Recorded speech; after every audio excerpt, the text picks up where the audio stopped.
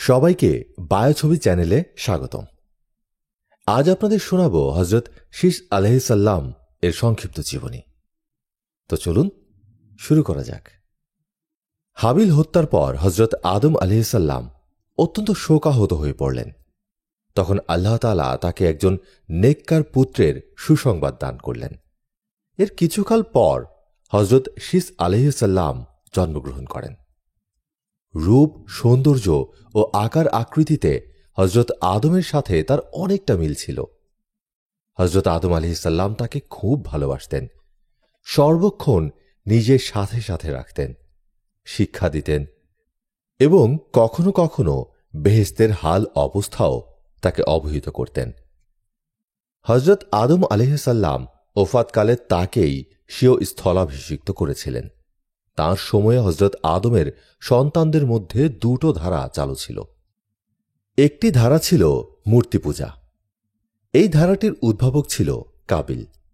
সে তার ভাই হাবিলকে হত্যা করে ইয়ামানে অধিবাস গ্রহণ করেছিল এবং মূর্তি পূজার প্রতি তার সন্তানদেরকে উদ্বুদ্ধ করেছিল। তার প্ররোচনায় বহু লোক মূর্তি পূজা শুরু করে। আল্লাহ তাআলা হজরত আদমের পর হজরত শীস আলাইহিসসালামকে নবুয়ত প্রদান করেন এবং মানুষকে হিদায়াত ও সত্য পথে আহ্বান করার জন্য তাকে নির্দেশ দেন। বহু লোক তার অনুসরণ করা শুরু করে। তাকে আল্লাহ তাআলা ৯০০ বছর বাঁচিয়ে রাখেন এবং বহু আওলাদ ফরজন্দ দান করেন। তার সমস্ত আওলাদ তার অনুগত, ফরমাবরদার ও সত্যপন্থী ছিল। অবশ্য কাবিলের সন্তানদের মধ্যে কুফর ও শিরক এবং আল্লাহর নাফরমানি ক্রমাগত বৃদ্ধি পাচ্ছিল। এমনকি কাবিলের মূর্তি বানিয়ে পূজা করা শুরু হয়েছিল। হজরত শীস আলাইহিসসালাম সারা জীবন হিদায়াতের কাজে ব্যয় করেন।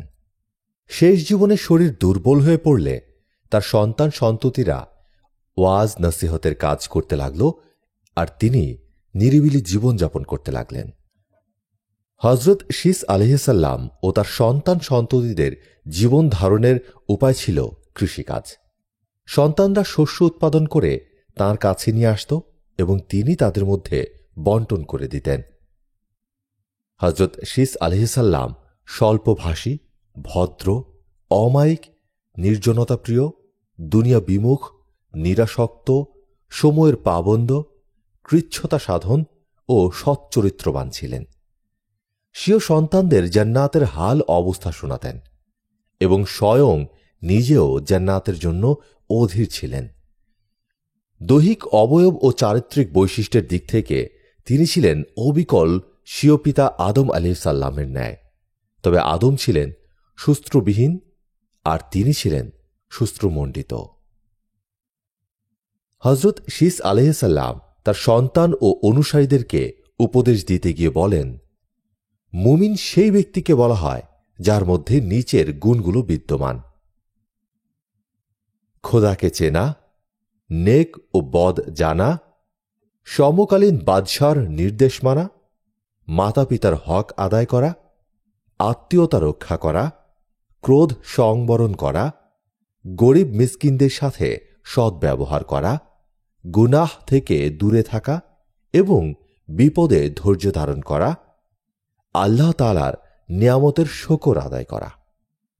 ৯১২ বছর বয়সক্রমে তিনি ইন্তেকাল করেন। শারীরিক দুর্বলতা সত্ত্বেও জীবনের শেষ মুহূর্ত পর্যন্ত ইবাদত বন্দিগিতে কোনো শিথিলতা দেখা দেয়নি। ইন্তেকালের পূর্বে হজরত শীস আলাইহিসসালাম জ্যেষ্ঠ পুত্র হজরত নূশকে তার স্থলাভিষিক্ত করেন এবং তাকে নির্দেশ দেন যে আমার দ্বীনের উপর কায়েম থাকবে এবং এই দ্বীনের পথেই মানুষকে আহ্বান করবে। হজরত নূশ সম্পর্কে এমন কোনো রিওয়ায়াত পাওয়া যায় না যা দ্বারা তার নবুয়ত প্রাপ্তির প্রমাণ মেলে। অবশ্য স্বীয় পিতার সার্থক প্রতিনিধি ছিলেন তিনি। সারা জীবন পিতার তরিকা প্রচার ও মানুষকে আল্লাহর দিকে আহ্বান করার কাজে ব্যয় করেছেন। হজরত নূশের পর কয়েক পুরুষ পর্যন্ত ইসলামী দাওয়াতের ধারা চালু ছিল, কিন্তু ক্রমশ মূর্তি পূজা বাড়তে থাকে এবং মানুষ দ্বীন ও আল্লাহর আইন সম্পর্কে উদাসীন হতে থাকে। কিছুকাল পর হজরত শীস আলাইহিসসালামের সন্তানদের মধ্যে এক মোবারক ও সৌভাগ্যবান শিশু জন্মগ্রহণ করে।